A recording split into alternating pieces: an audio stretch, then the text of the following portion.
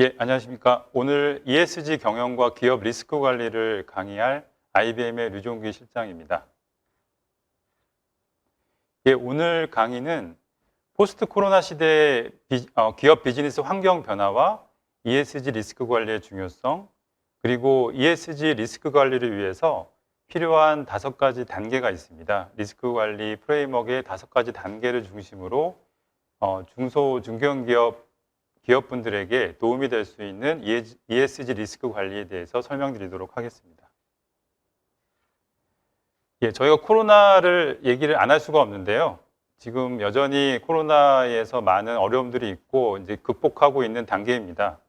코로나는 기업 뿐만 아니라 저희 모두에게 그야말로 세상을 바꿀 만큼 영향력이 매우 큰 사건이었고요. 거의 대부분의 기업에 있어서는 경제 경영 측면에서 심각한 도전 과제를 제시하고 있습니다. 하지만 한편으로 또 봤을 때는 조직의 전략과 역량을 평가할 수 있는 좋은 기회이기도 합니다. 이 화면에 보시는 것처럼 어떤 위기 시에도 매출 증가와 영업이익 증가를 동시에 달성하는 기업들이 있다고 합니다. 전체 산업에서는 약 14% 정도의 기업이 어떠한 위기가 오더라도 매출 증가와 영업이익 증가를 달성한다고 하는데요. 이러한 기업들이 앞으로도 될 수 있도록 앞으로의 불확실성 시대에서도 기업이 이러한 14%의 기업이 될 수 있도록 많은 경영진들이 고민을 하시고 있을 거라고 생각됩니다. 이 화면에서는 포스트 코로나 시대의 비즈니스 환경 변화에 대해서 잠시 알아봤습니다. 그 화면 왼쪽에 보시면 커다랗게는 이제 7가지의 트렌드가 있겠는데요. 이제 코로나를 겪으면서 코로나 이후에 이제 많은 변화들이 예상되고 있습니다. 그래서 저희가 잘 아시는 것처럼 원격이나 분산 근무, 그다음에 유연 근무가 이제 많이 자리 잡고 있고요. 그 과거에 비해서 팀워크나 애자일 조직에 대한 논의가 많이 진행되고 있습니다. 그리고 과거에 비해 만약을 대비하는 저스틴 케이스라고 하는 이제 회복 탄력성에 대한 중요성도 강조되고 있고, 이제 불확실성이 장기화되면서 이에 대해서 어떻게 대비해야 되는지에 대한 논의들이 많이 되고 있습니다. 그 이외에도 컨택 프리 경제라든지 비즈니스 재편과 디지털 트랜스포메이션도 역시 많이 논의가 되고 있는데, 오늘 주제와 맞물려 있는 것처럼 특히 지속 가능성과 ESG가 코로나를 겪으면서 상당히 중요성이 부상되고 있는 포스트 코로나 시대의 트렌드라고 할 수가 있겠습니다. 결국 이제 오른쪽에 나와 있는 것처럼 기업을 바라보는 이제 많은 이해관계자들의 이제 과거에 비해서 기업에 요구하는 역할과 이 사회적 책임에 대해서 보다 더 높은 수준의 기대치를 가지고 있고요. 그에 대한 이제 철저한 검토를 요구를 하고 있습니다. 그래서 기업 입장에서는 특히 환경 경영, 사회 책임 경영, 기업 지배 구조에 대해서 기업의 리스크 관리 역량을 보다 더 강화하고 그것을 이제 제대로 평가받을 수 있도록 준비하는 것이 그 어떤 것보다 중요할 것이라고 보고 있습니다. 예, 그러면 이어서 특히 이제 이번 주제이기도 한 ESG 경영과 ESG 그 리스크 관리라고 하는 것이 왜 중요한지에 대해서 알아보도록 하겠습니다. 화면에 보시는 것처럼 일단 ESG 리스크가 무엇인가라고 하는 이제 정의를 한번 살펴보면 좋을 것 같은데요. ESG 리스크라고 하는 것은 특히 기업 입장에서 기업에 영향을 줄 수 있는 환경, 사회, 지배구조 관련 리스크 또는 기회의 요인이 될 수가 있겠습니다. 요것을 통칭해서 ESG 리스크라고 많이 얘기를 하고 있습니다. 오른쪽에 화면에 보시는 것처럼 저희가 잘 아는 나이키나 BP사라든지 폭스바겐이라든지 사실 글로벌 많은 기업들이 사실 ESG 리스크에서 벗어나지 못하고 많은 영향을 받았던 그 과거 사례들을 많이 아시고 계실 겁니다. 현재도 역시 진행 중이고 또 많은 글로벌 기업뿐만 아니라 우리 한국의 중소 중견기업 역시도 ESG 리스크에 대해서 누구도 빠져나갈 수 없는, 그러니까 누구도 거기서 이제 피할 수 없는 리스크 중에 하나다라고 이제 보시면 좋을 것 같습니다. 이 화면은 ESG 리스크가 기업에 왜 중요한지에 대한 이제 세 가지 요인에 대해서 잠깐 설명을 드리고 싶은데요. ESG 리스크를 관리하는 게 왜 중요한지를 보시면, 이제 왼쪽에 보시면 일단 글로벌 리스크가 과거에 비해 상당 부분 증가하고 있습니다. 이 화면에 보시는 이 글로벌 리스크 목록은 세계 경제 포럼에서 발표하고 있는 그 글로벌 리스크입니다. 이 글로벌 리스크 보고서에서는 경제, 환경, 지정학, 사회, 기술 이 5개 영역에서 발생 가능성과 영향력 관점에서 가장 주의해야 할 글로벌 리스크를 선정하고 있습니다. 오른쪽에 보시는 것처럼 지금 저희가 많은 어려움을 겪고 있는 감염병에 대한 확산, 그리고 기후변화에 대한 대응 실패라든지 이런 것들은 과거부터 항상 중요한 리스크로 얘기가 되고 있고요. 실제로 ESG 리스크 관점에서도 이 많은 부분이 이제 글로벌 리스크 중에 중요한 리스크로 강조되고 있습니다. 이 다음 화면에 보시면 특히 사회나 환경과 관련된 리스크뿐만 아니라 중간에 보시면 지금부터 한 3년 이내에 예상되는 많은 글로벌 리스크들 중에 이 경제와 관련된 리스크들도 역시 강조되고 있습니다. 특히 코로나 이후에 경기 침체가 지속되는 것뿐만 아니라 자산 버블 증폭이라든지 원자재 가격의 충격이나 부채 위기, 물가 불안 같은 것은 여전히 우리 중소 중견기업에서 특히 고민하고 걱정하고 있는 리스크라고 볼 수가 있겠습니다. 두 번째는 투자자와 평가사들의 이제 관심이 과거에 비해서 상당히 많이 커졌습니다. 지금 이 화면에 보시는 장표는 ESG 평가 기관 중에 하나인 Sustain Analytics라고 하는 평가 기관인데요. 한번 LG전자에 대해서 한번 검색을 해봤습니다. 이렇게 딱 화면에 보시는 것처럼 바로 우리나라 기업, 물론 대기업 중심이긴 하지만 대형 기업 같은 경우에는 이 평가 점수가 바로 공개가 되고, 특히 ESG 리스크 레이팅이라고 하는 것을 발표하고 있는 이 화면에 보실 수가 있겠습니다.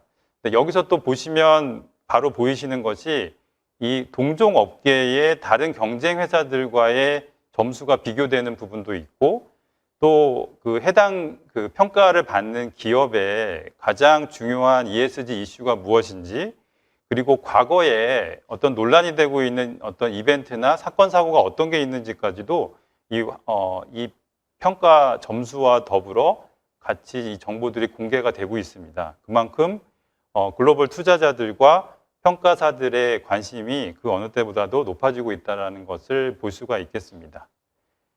그리고 이 화면에 보시는 것처럼 세 번째 ESG 리스크가 왜 중요하냐라고 한다면, 기업이 하고 있는 많은 활동들에 대한 이제 정보 공개와 이 정보 공개 공시에 대한 규제들이 점점 더 증가되고 있습니다. 그러다 보니까 기업에서 특히 ESG와 관련된 활동들을 많은 부분이 이제 하고 있는 부분이 있는데, 그 중에서도 어떤 거를 어떻게 정보를 공개할 것이냐에 대한 그것도 역시 하나의 중요한 기업 입장에서의 ESG 리스크라고 볼 수가 있겠습니다. 그러면 앞에서의 포스트 코로나 시대의 비즈니스 환경 변화와 ESG 리스크 관리가 왜 중요한지에 대해서 잠시 알아봤는데요. 그러면 실질적으로 기업 입장에서 ESG 리스크 관리라고 하는 것은 어떻게 해야 되는지, 특히 이번 강의에서는 지속가능 발전 기업 협의회라고 하는 글로벌하게 WBCSD라고 하는 협회가 있습니다. 거기서 ESG 리스크 관리에 대한 가이던스를, 그러니까 리스크 관리 프레임워크를 제시를 하고 있는데요. 그것이 이번에 한국 기업지배구조원 ESG 모범기준 개정에도 반영이 됐다고 합니다. 그래서 그 내용을 중심으로 해서 ESG 리스크 관리의 5가지 단계에 대해서 어떤 것들을 해야 되는지에 대한 설명과 함께 강의를 진행하도록 하겠습니다. 이 화면은 조금 복잡해서 좀 복잡하긴 하지만 제가 조금 설명을 드리겠습니다. 일단 2가지로 구성이 되어 있는데요. 왼쪽 화면을 보시면 기존의 전통적인 전사적 리스크 관리 프레임워크라고 보시면 되겠습니다. 쉽게 말해서 그 기업의 리스크 관리를 어떻게 해야 되는지에 대한 체계를 정리했다라고 보시면 되겠고, 그것은 5가지의 단계로 나눠져 있습니다. 이 뒤에 계속적으로 설명을 드릴 거고요. 오른쪽 화면에 보시면 이 전통적인 전사적 리스크 관리 프레임워크를 ESG 리스크에 좀 특화해서 ESG 리스크 관리를 위한 ERM 적용 프레임워크라고 보시면 될 것 같습니다. 이게 좀 전에도 말씀드린 것처럼 한국기업지배구조원에서 이번에 개정한 ESG 모범 기준에서도 반영되어 있는 부분이라고 보시면 되겠고요. 5가지로 좀 세분화되어 있습니다. 첫 번째는 거버넌스와 기업 문화, 두 번째는 전략 및 목표 설정, 세 번째는 그 리스크 관리의 실행, 네 번째는 검토 및 개선, 마지막으로 해당 리스크에 대한 그 정보에 대해서 커뮤니케이션하고 보고하고 정보 공개하는, 이렇게 5가지 단계로 ESG 리스크 관리를 위한 ERM 적용 프레임워크가 구성되어 있다고 보시면 되겠습니다. 일단 더 진행하기 앞서서 왜 기업 리스크 관리가 중요하고 이렇게 기업 리스크 관리를 하는 데 있어서 어떤 체계를 가지고 방법론을 가지고 진행을 하느냐라고 하는 것에 대해서 6가지의 이유를 제시를 하고 있습니다. 첫 번째는 회복 탄력성의 강화입니다. 저희가 잘 아시는 것처럼 불확실성과 예측 불가능성이 강조되면서 저희가 사전에 예방하고 대비를 하더라도 그럼에도 불구하고 어떤 사건, 사고는 일어날 수가 있고, 기업 입장에서는 특히 예방과 대비뿐만 아니라 대응과 복구 차원에서의 활동들을 해야 됩니다. 이러한 활동들을 준비하기 위해서 리스크 관리 프레임워크는 필요하다라고 하는 이제 얘기가 첫 번째 이유가 되겠고요. 두 번째는 그 ESG 리스크 관리뿐만 아니라 기업의 리스크 관리에서는 많은 조직들이 관련돼 있기 때문에 그 리스크 관리를 위한 통일된 용어나 이런 정의가 기업 내에서 필요합니다. 이것이 바로 두 번째 이유이고요. 그리고 리스크 관리를 하는 데 있어서는 많은 자원이 필요한데 그 최대한 자원의 투입을 어떻게 하면 효과적이고 개선할 수 있는지에 대한 것도 역시 체계적인 리스크 관리 프레임을 통해서 얻을 수가 있습니다.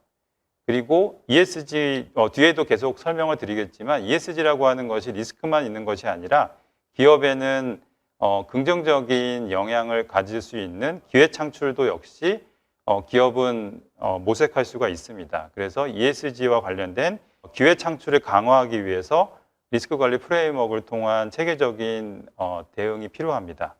그리고 평상시에 기업의 비즈니스를 하는 데 있어서 이제 운영의 효율성도 역시 리스크 관리를 통해서 얻을 수가 있고, 마지막으로는 지금 현재 ESG 평가나 투자사들이 많이 강조하고 있는 것처럼 기업이 ESG 활동에 대해서 투명하게 정보를 공개하고 리스크 관리 정보들을 효과적으로, 효율적으로 투명성을 가지고 이해관계자와 커뮤니케이션 해야 되는 부분도 역시 장점 중에 하나다라고 보시면 좋을 것 같습니다.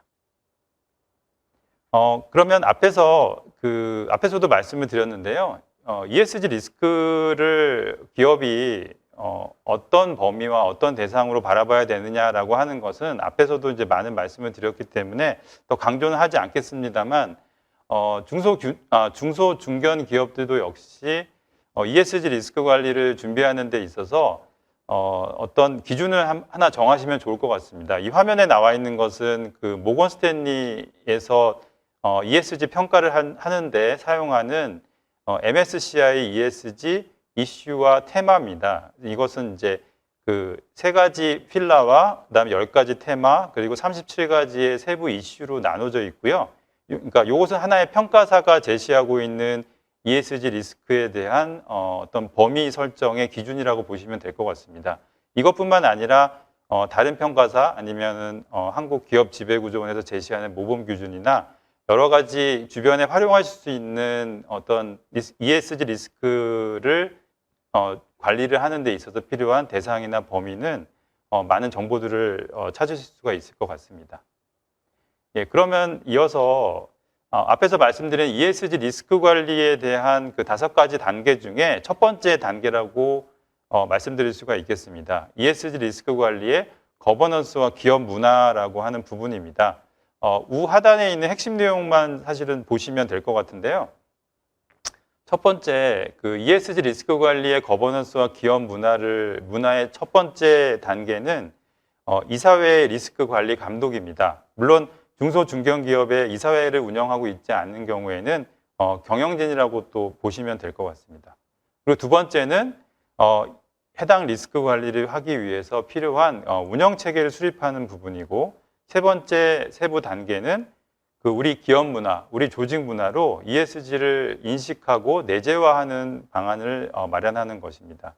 그리고 네 번째는 그 ESG를 우리 기업의 핵심 가치로 선언하는 것이 네 번째 단계이고, 다섯 번째 단계는 그 기업은 비즈니스의 연속성을 위해서 끊임없이 좋은 인재들을 채용하고 교육시키고 역량을 개발하고 또 유지해야 되는 활동을 요구하고 있습니다. 그래서 ESG 리스크 관리의 첫 번째 단계인 거버넌스와 기업 문화에는 이렇게 다섯 가지의 세부 단계가 세부 단계로 구성되어 있다라고 말씀드릴 수 있겠습니다.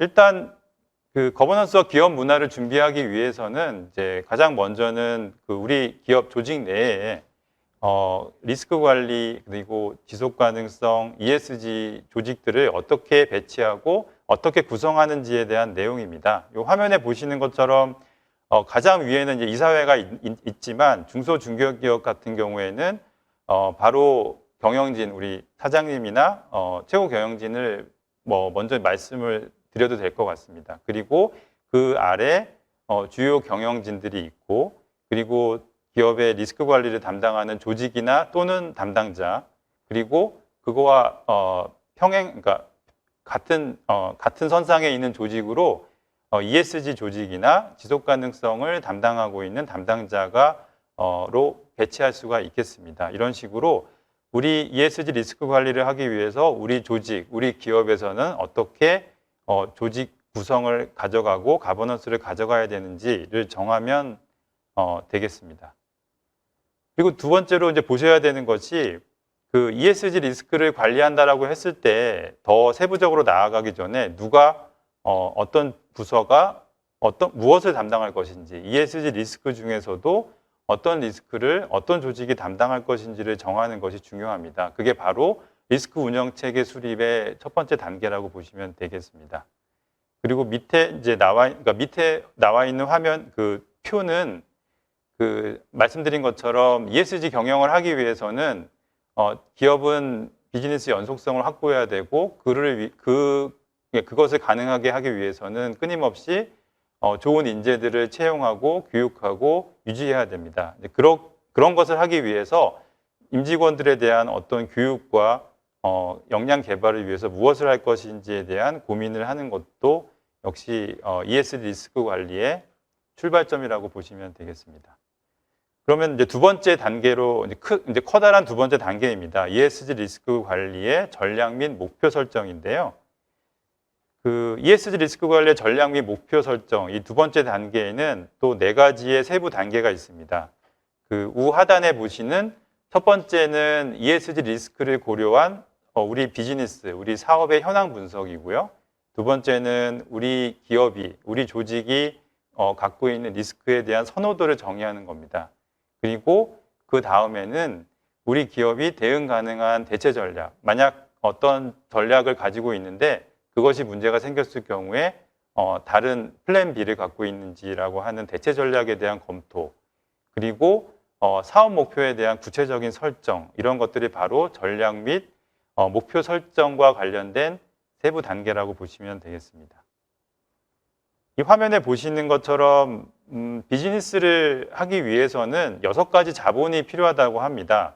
저희가 잘 아시는 것처럼 첫 번째는 재무 자본이고요. 두 번째는 어떤 물리적인 시설이나 장비를 얘기하고 있는 제조 자본입니다. 그리고 세 번째는 인적 자본, 그리고 네 번째는 저희가 중소 중견기업들도 역시 많은 협력업체나 공급업체 또 대기업과 같이 그 비즈니스를 하고 있습니다. 비즈니스 파트너들을 포함하고 이해관계자를 포함한 관계를 얘기하고 있는 사회적 자본을 또 들 수가 있겠고요.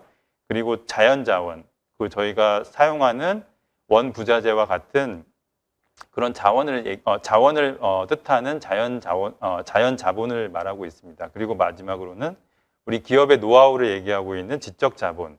이렇게 6가지 자본이 필요하고 ESG 리스크 관리를 하는 데 있어서 우리 비즈니스의 현황을 분석하기 위해서는 이러한 6가지 자본을 어떻게 활용하고 있는지에 대한 그 고민에서 출발해야 된다고 얘기하고 있습니다.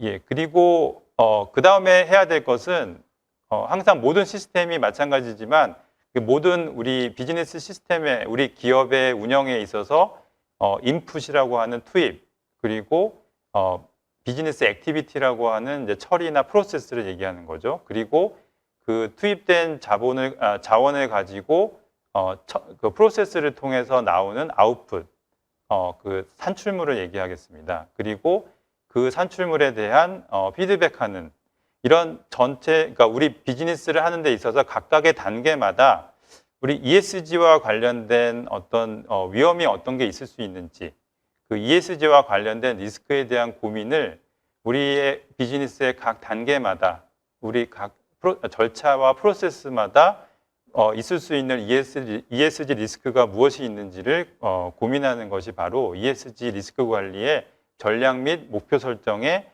사업 현황 분석의 활동이라고 보시면 되겠습니다.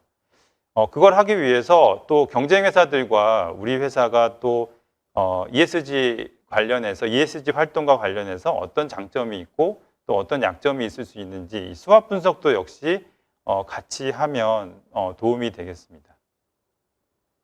예, 그리고 그 ESG와 관련된 리스크들이 우리에게 줄 수 있는 긍정적인 아니면 부정적인 영향 그리고 그 해당되는 각각의 ESG 리스크 주제가 이슈가 또 관련되는 여러 가지 연관성, 디펜던시 이런 것들을 바로 같이 고민하면서 어떤 것이 있는지 ESG 리스크가 우리 회사와 아니면 우리 주변의 이해관계자, 우리의 협력업체에 어떤 영향을 줄 수 있고 또 해당되는 주제가 어떤 연관성을 갖고 있는지 또 다른 리스크와 다른 ESG 리스크와 또 어떤 연관성을 갖고 있는지까지 분석을 해보는 것이 바로 ESG 리스크 관리의 전략 및 목표 설정 단계에서 해야 되는 부분이고 이것을 통해서 구체적인 사업 목표가 준비될 수가 있겠습니다.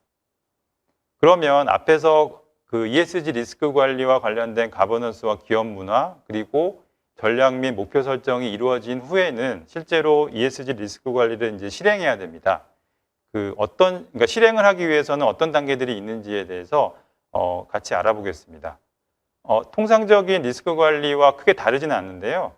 이 화면에 우상단에 보시는 것처럼 그 ESG 리스크 관리를 하기 위해서는 일단 첫 번째 해야 되는 건 리스크를 식별을 해야 됩니다. 그리고 식별된 리스크들의 중요도를 평가를 하고 그 많은 리스크들 중에서 중점관리 대상 리스크들을 찾아가는 우선순위화를 해야 되는 부분이 있습니다. 그리고 리스크를 식별하고 중요도를 평가하고 우선순위화를 하고 난 후에는 어떻게 대응해야 되는지 대응 방안을 마련하고 이를 적용해야 됩니다. 그리고 마지막으로는 이렇게 식별되고 우선순위화하고 대응 방안을 만들어서 운영하고 있는 이런 리스크들이 적절하게 우리 자원을 통해서 적용되고 배분되고 있는지 이것을 확인하는 부분이 바로 리스크 포트폴리오 평가라고 보시면 되겠습니다. 제가 아까도 우리 기업의 리스크 관리, 전통적인 ERM이라고 얘기하는 전사적 리스크 관리와 ESG 리스크가 조금 다르다라는 말씀을 드렸지만 이 화면에 보시는 것처럼 통상적인 리스크 관리에 그러니까 그것에 추가적으로 우리 환경과 사회, 지배구조와 관련된 리스크들에 대해서 같이 이 화면의 도표처럼 리스크를 식별하는 데 있어서 항상 ESG 요소들을 같이 보고 특히 우리 기업의 전략적인 운영 그리고 우리 기업의 전략 그리고 우리 기업의 운영, 우리 기업의 재무 그리고 우리 기업의 중거성과 관련된 관점에서 ESG라고 하는 것이 각각 우리 회사의 어떤 기회 요인이 되는 건지 리스크 요인이 되는 건지 아니면 어떤 리스크 고려 사항이 있는지에 대해서 파악하는 것이 바로 리스크 식별 단계에서 해야 되는 활동이다라고 보시면 되겠습니다. 그리고 아까도 말씀드린 수합 분석이나 여러 가지 트렌드 분석, 그리고 그 어떤 영향도나 그 상호 의존도 같은 이런 것들을 매핑하고 또 이해관계자들과의 관계, 그리고 중요성 분석, 그리고 ESG와 관련된 여러 가지 자원이나 이런 것들을 다 이해를 하고 분석을 한 후에 결국은 우리 회사, 우리 중소중견기업의 각각의 회사에 리스크 인벤토리라고 하는 리스크를 다 식별해서 모아놓는 것을 바로 저희가 그 리스크 관리 차원에서 할 수가 있겠는데요. 결국은 식별된 리스크들을 모아서 중요도를 평가를 하게 되면 이 화면의 우하단에 있는 것처럼 발생 가능성과 이 해당되는 리스크가 발생했을 때의 영향도, 발생 가능성과 영향도와의 관계를 우리 그래프에 매핑을 할 수가 있겠습니다. 그러므로 인해서 어떤 것이 발생 가능성이 낮지만 우리 회사에 커다란 영향을 주는지, 아니면 발생 가능성은 높지만 영향도는 높지 않은지를 그러니까 저희가 식별할 수가 있겠습니다. 그리고 그 ESG 리스크 관리를 하는 데 있어서 한 5가지의 좀 고려해야 되는 관점들이 있을 수가 있습니다. 특히 그 수많은 리스크들 중에서 어떤 리스크들을 중점관리 대상으로 우선순위화해야 되는지를 저희가 선별할 때 5가지의 요인을 고려를 해야 되는데요. 첫 번째는 우리 회사가 이 해당 리스크를 정말 우리 회사 조직과 우리 회사의 역량으로 감내하거나 대응할 수가 있는지, 그것이 바로 첫 번째 어댑터빌리티라고 하는 것입니다. 그것이 일단 첫 번째 고려 사항이 되어야 되고요. 두 번째는 복잡성입니다. 컴플렉시티인데요. 또 ESG와 관련된 리스크 중에 많은 부분은 그 상호 연관되어 있거나 아니면 해당 기업이 어떻게 할 수 없는 어떤 산업, 아니면 거시 환경과 관련된 리스크, 아니면 또 다른 개별 ESG 리스크와 맞물려 있어서 복잡성이 상당히 커다란 부분이 있습니다. 그런 경우에는 어떤 단일 기업이나 개별 기업이 대응하기 어려운 부분이 있어서 그 복잡성이라고 하는 요소도 역시 고려를 해야 됩니다. 그리고 세 번째는 최근에 와서 뭐 많은 사건 사고들도 마찬가지고 모든 이런 비즈니스나 모든 것들이 엄청난 과거에 비해서 상당히 빠른 속도로 진행되고 있습니다. ESG 관련된 리스크도 역시 속도라고 하는 요소를 반드시 고려해야 됩니다. 과거에 비해서 항상 모든 것은 속도 측면에서 훨씬 더 빠르게 진행되고, 그 진행되는 것이 바로 긍정적인 거라기보다는 저희가 생각하는 것보다 더 부정적으로 진행되고 빠르게 진행되는 경우가 많이 있습니다. 그런 것을 이 속도라고 하는 요소를 고려를 해야 된다라고 말씀을 드릴 수가 있겠습니다. 그리고 해당되는 리스크가 한번 딱 일어나고 끝나는 것인지, 아니면 계속해서 우리 기업을 괴롭힐 것인지, 이것에 대해서 이게 얼마만큼 지속이 될 것인지에 대한 지속성이라고 하는 퍼시스턴스도 역시 또 하나의 고려 사항이고요. 마지막으로는 이 해당되는 리스크들이 얼마나 빨리 회복되고 복구될 수 있는지, 이 5가지의 요인들을 항상 보면서 리스크를 우선순위화해야 된다라고 말씀드릴 수 있겠습니다. 그리고 중소중견기업 분들께서 뭐 자체적으로 진행을 하시는 데 있어서 이제 어려운 점이 많이 있으시겠지만, 실제로 인터넷이나 지금 공개되어 있는 많은 ESG 리스크와 관련된 평가 툴들이 있습니다. 물론 많은 부분들은 영어로 되어 있는 부분도 있지만, 제가 아까 처음에 말씀드린 것처럼 한국 기업 지배구조원이나 아니면 또 국내에서도 기업 리스크, 그다음에 ESG 리스크 관리와 관련된 여러 가지 가이드라인이나 이런 것들을 좀 이제 준비를 하고 있다라고 들었습니다. 그래서 ESG 리스크를 평가하는 데 있어서 해외에 있는 여러 가지 공개된 툴을 사용해도 좋고요. 아니면 지금 계속 강의에서 말씀드리고 있는 것처럼 그 지속가능 발전 기업협의회에서 발표한 가이던스에서도 많은 부분 ESG 리스크를 평가하고 관리할 수 있는 툴을 제시를 하고 있습니다. 그런 것들을 참고하면 도움이 되실 수 있겠습니다. 그래서 앞에서 리스크를 식별하고 중요도를 평가하고 우선순위화를 하면 이 화면에 나와 있는 기업의 사례처럼 그 식별된 많은 리스크들 중에서도 그 크리티컬리티, 아주 그 시급성이나 아니면 우리 회사에 가장 중요하게 생각되는 리스크들을 또 우선순위로 나래비를 세울 수가 있고요. 그러한 리스크들이 각각의 리스크들이 지금 현재 어떤 트렌드를 갖고 있는지, 앞으로 갈수록 더 그 그러니까 심각해지거나 더 확대되는 리스크로 갈 것인지, 아니면 이후에는 사라질 수 있는 리스크인지, 아니면 뭐 정체될 수 있는 리스크인지에 대한 이러한 그 중요도도 역시 트렌드가 있습니다. 그래서 그 트렌드가 어떤 건지를 평가를 하고, 또 이게 우리 기업 입장에서 중요성이 얼마나 있고 얼마나 관련이 되는지에 대한 관련도들을 이렇게 한눈에 볼 수 있도록 가시화해서 구분을 해서 마련할 수도 있습니다.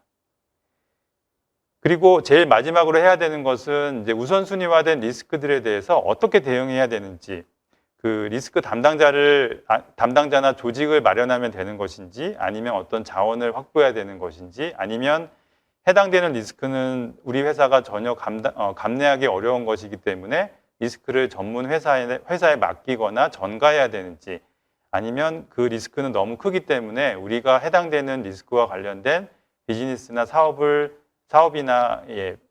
접어야 되는지, 이런 것들을 정하는 것이 바로 리스크 대응 방안을 마련한다라고 보시면 되겠고요. 요 화면에 나오는 것처럼 여러 가지 리스크 대응 방안들을 마련할 수가 있겠습니다. 그러면 앞에서 ESG 리스크 관리와 관련된 가버넌스와 기업 문화, 전략 및 목표 설정, 그리고 이것에 대한 이제 실행까지 보셨는데요. 실행된 그 ESG 리스크 관리를 실행하는 것을 이게 제대로 실행되고 있는지에 대해서 검토하고 개선하는 단계를 설명드리도록 하겠습니다. 기업은 ESG 리스크에 대해서 관리하고 실행을 하게 되고요. 그런데 이제 더 중요한 것은 이렇게 실행된 리스크 관리가 어떤 우리 기업에 있어서 실질적인 변화를 주고 있는지, 아니면 이게 제대로 관리가 되고 있지 않은지에 대한 그 실질적인 변화를 평가해보고 측정해야 되는 부분이 있습니다. 그리고 지금 현재 하고 있는 리스크 관리, 아니면 앞으로 해야 되는 리스크 관리가 어떤 이제 성과를 낼 수 있는지에 대한 검토가 필요하고요. 마지막으로는 이러한 전체적인 리스크 관리 체계가 지속적으로 개선될 수 있는 방안을 준비하는 것이 필요합니다.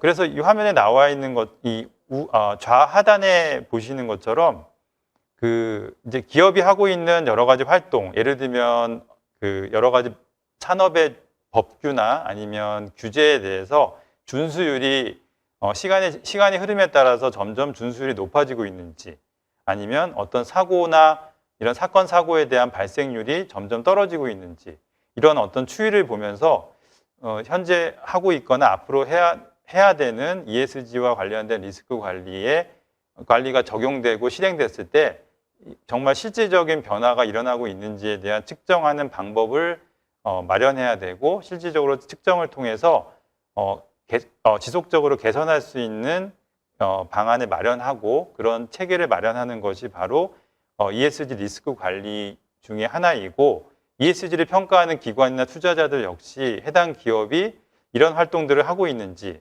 그리고 하고 있다라고 하는 리스크 관리가 실질적인 변화를 일궈내고 있는지를 바라보고 평가하고 있다라고 그렇게 이해하시면 좋겠습니다. 그래서 제일 중요한 것은 해당되는 리스크 관리를 실행했을 때 이것이 바로 실질적인 변화를 가져오는지, 그리고 현재 하고 있는 리스크 대응 활동이 얼마나 효과적인지에 대한 검토가 바로 이 단계에서 진행된다라고 보시면 되겠습니다. 그러면 이제 마지막으로 ESG 리스크 관리에 대해서 했던 여러 가지 활동들, 그리고 조직 체계, 그리고 기업 문화, 그리고 이런 리스크 관리에 대해서 검토하고 개선된 것을 어떻게 커뮤니케이션하고 대외적으로 아니면 대내적으로 보고하고 정보를 공개할 것인가라고 하는 단계가 마지막 단계라고 보시면 되겠습니다. 이 단계에서는 세 가지의 세부 단계로 나눠지는데요. 첫 번째는 정보 기술을 활용하는 것입니다. 그 정보 기술이라고 하면 저희 보통 IT 시스템이라고 보시면 되겠고요. 수작업으로 어떤 정보를 모으고 분석하는 것보다 정보 시스템, 정보 기술을 활용해서 보다 효과적이고 정확한 정보를 마련하는 것이 좋다라고 하는 이제 얘기고요. 뒤에서 다시 한번 설명을 드리도록 하겠습니다. 그리고 모아진 그리고 관리된 리스크 정보에 대해서 어떻게 커뮤니케이션 할 것인지, 그리고 이러한 리스크들이 우리 기업 문화 그리고 성과에 대해서 관련된 내용들을 어떻게 보고할 것인지, 이 세 가지라고, 그러니까 세 가지가 이 마지막 단계의 세부적인 실행 단계라고 보시면 되겠습니다. 첫 번째는 대부분의 기업들이 어떤 식으로든 ERP와 같은 정보 시스템을 활용하게 될 텐데요. ERP를 통해서는 이제 재무적인 여러 가지 정보뿐만 아니라 재무적인 정보가 나올 수 있는 그 내부 통제나 내부회계 관리 제도와 같은 여러 가지 회사 내부의 많은 정보들을 ERP나 관련된 정보 기술을 활용해서 어떻게 추출하고 어떻게 모을 수 있는지, 이제 그것이 바로 또 ESG 리스크 관리를 평가하는 또 중요한 관건이다라고 보시면 되겠습니다. 그리고 이제 모아진 리스크들을 어떻게 커뮤니케이션 할지에 대해서 이제 두 가지로 볼 수가 있겠는데요. 첫 번째는 그 내부의 이해관계자, 여기 화면에 보시는 것처럼 그 이사회나 경영진, 아니면 이제 주요 관리자, 그리고 전체 임직원들에게 어떤 식으로 그러니까 내부의 이해관계자들에게 어떻게 ESG 리스크를 식별하고 그러니까 관리하고 실행하고 그것에 대해서 개선하는 이런 전체적인 내용들을 어떻게 내부 이해관계자들에게 보고할 것인지에 대한 내용이 요 단계에서 얘기하고 있는 내용이다라고 보시면 되겠고요. 그리고 더 중요한 것은 이제 외부의 이해관계자들에 대해서 이 리스크 정보를 어떻게 보고하느냐입니다. 그래서 화면에 보시는 것처럼 투자자, 그리고 우리 비즈니스를 같이 하는 협력업체, 공급업체와 같은 비즈니스 파트너분들, 그리고 우리 기업의 고객사가 되겠죠. 고객분들, 그리고 마지막으로는 우리 비즈니스를 하는 데 있어서의 또 광범위한 이해관계자 중에 하나인 NGO나 그 지역사회 분들과 어떻게 커뮤니케이션 하는지, 특히 ESG 리스크와 관련된 정보를 어떻게 커뮤니케이션하고 공개할 것인지를 고민하는 것이 바로 ESG 리스크 관리의 또 중요한 부분이다라고 말씀드릴 수 있겠습니다. 그리고 저희가 이제는 잘 아시는 것처럼 ESG와 관련된 많은 리스크 공시나 ESG 활동에 대해서 외부 공개를 하는 데 있어서 많은 표준들이 있습니다. GRI를 포함해서 TCFD나 또 SASB와 같은 많은 공시와 관련된 표준들이 있습니다.